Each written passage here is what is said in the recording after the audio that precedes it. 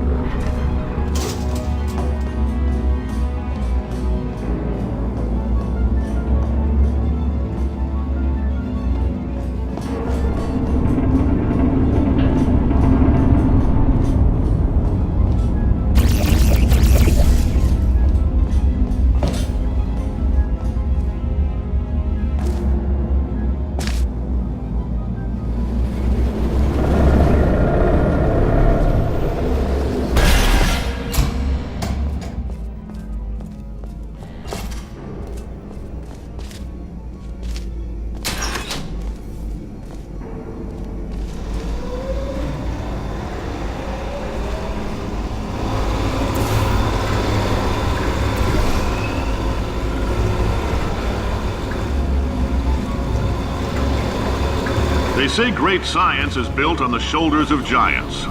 Not here. At Aperture, we do all our science from scratch. No hand-holding.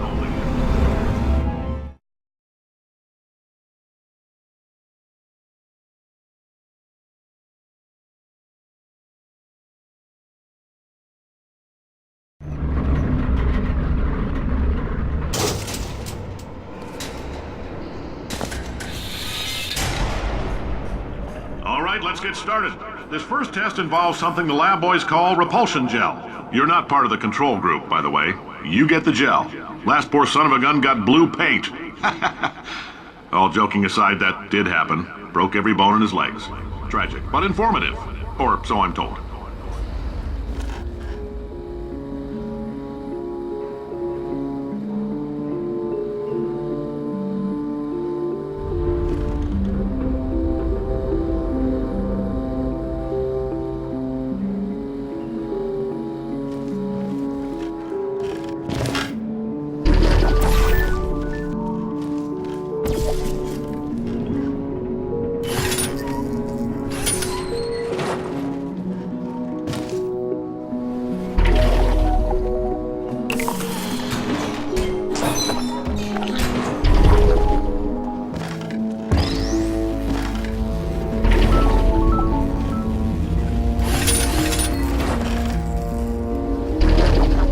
Boys just informed me that I should not have mentioned the control group. They're telling me I ought to stop making these pre-recorded messages. That gave me an idea. Make more pre-recorded messages. I pay the bills here, I can talk about the control group all damn day.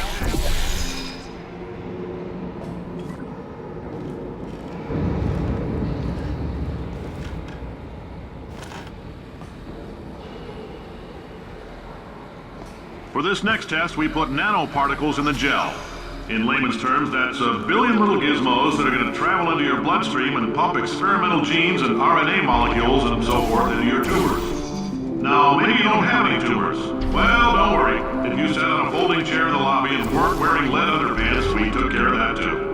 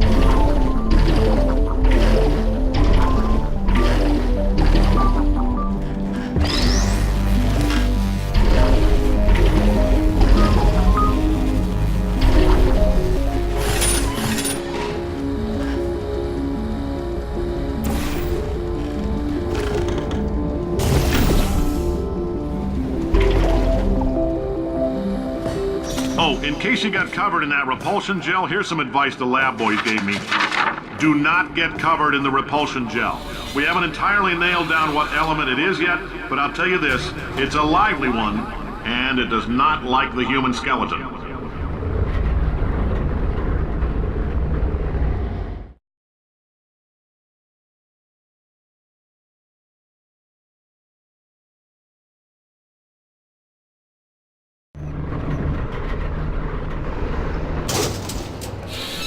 All these science spheres are made of asbestos, by the way. Keeps out the rats. Let us know if you feel a shortness of breath, a persistent dry cough, or your heart stopping, because that's not part of the test. That's asbestos. Good news is the lab boys say the symptoms of asbestos poisoning show a median latency of 44.6 years. So if you're 30 or older, you're laughing. Worst case scenario, you miss out on a few rounds of canasta. Plus, you forwarded the cause of science by 3 centuries. I punch those numbers into my calculator, it makes a happy face.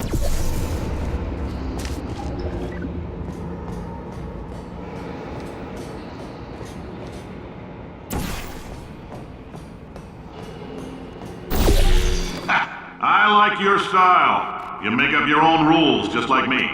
Bean Counter said I couldn't fire a man just for being in a wheelchair. Did it anyway. Ramps are expensive.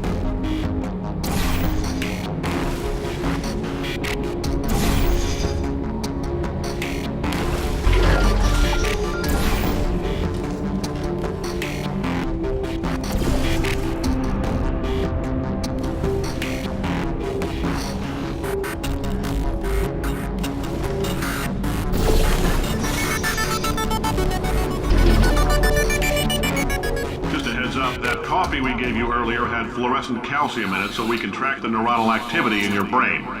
There's a slight chance the calcium could harden and vitrify your frontal lobe. Anyway, don't stress yourself thinking about it. I'm serious. Visualizing the scenario while under stress actually triggers the reaction.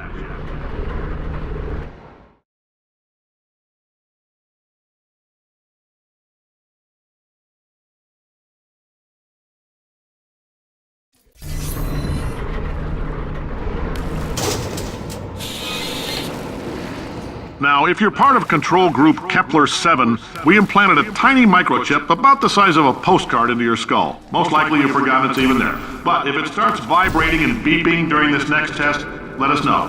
Because that means it's about to hit 500 degrees, so we're going to need to go ahead and get that out of you pretty fast.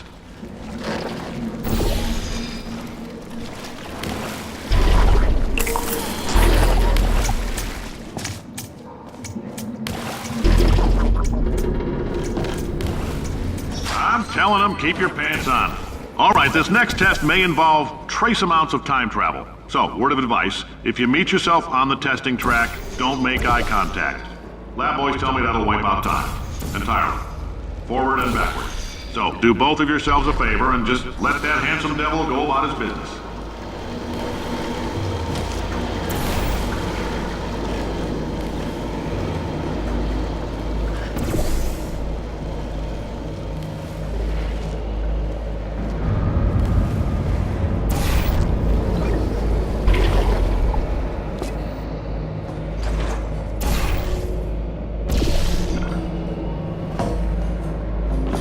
If you're hearing this, it means you're taking a long time on the catwalks between tests. The lab boys say that might be a fear reaction. I'm no psychiatrist, but coming from a bunch of eggheads who wouldn't recognize the thrill of danger if it walked up and snapped their little pink bras, that sounds like projection. They didn't fly into space, storm a beach, or bring back the gold. No, sir, we did. It's you and me against the world, son. I like your grit. Hustle could use some work, though. Now let's solve this thing.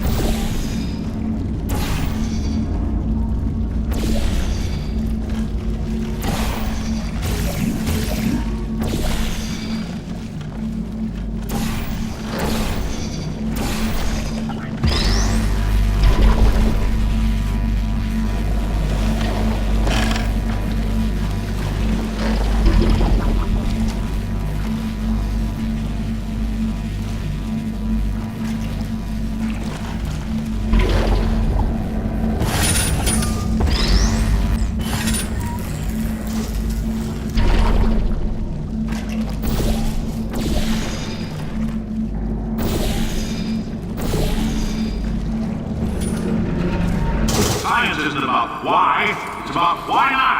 Why is so much of our science dangerous? Why not Mary save science if you love it so much? In fact, why not invent a special safety door that won't hit you on the butt on the way out because you are fired? Now you test subject, you're doing fine. Yes, you, box your stuff, out the front door, parking lot, car, goodbye.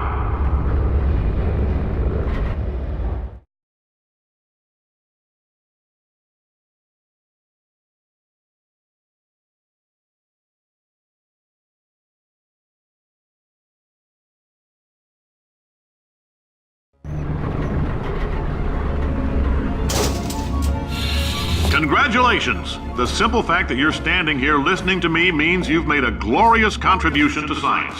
As founder and CEO of Aperture Science, I thank you for your participation and hope we can count on you for another round of tests. We're not going to release this stuff into the wild until it's good and damn ready, so as long as you keep yourself in top physical form, there will always be a limo waiting for you. Say goodbye, Carolyn. Goodbye, Carolyn. She is a gem.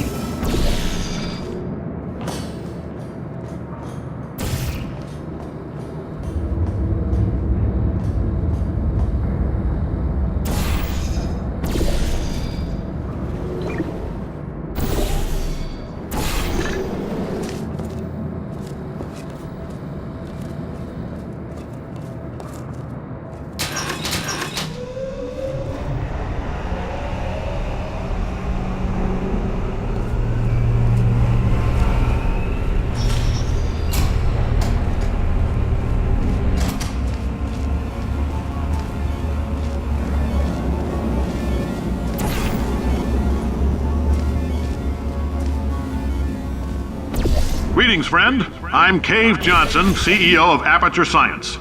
You might know us as a vital participant in the 1968 Senate hearings on missing astronauts.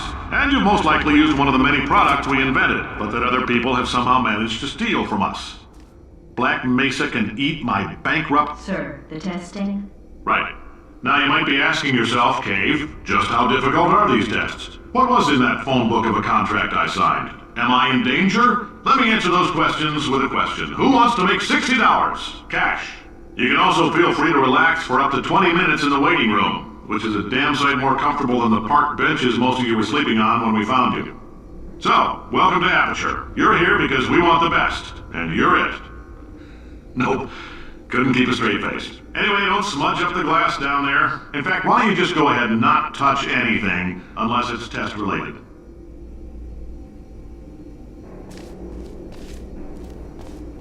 If you're allergic to peanuts, you might want to tell somebody now, because this next test may turn your blood into peanut water for a few minutes. On the bright side, if we can make this happen, they're going to have to invent a new type of Nobel Prize to give us, so hang in there.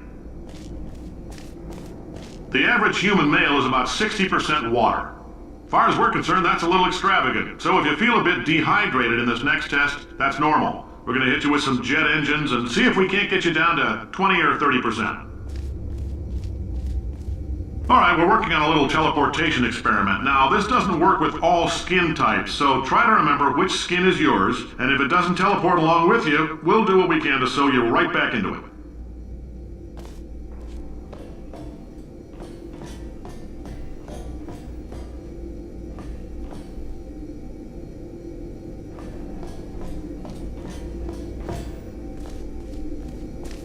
The average human male is about... If you're allergic to peanuts, you might want to tell somebody now, because this next test may turn your blood into peanut water for a few minutes. On the bright side, if we can make this happen, they're going to have to invent a new type of Nobel Prize to give us, so hang in there.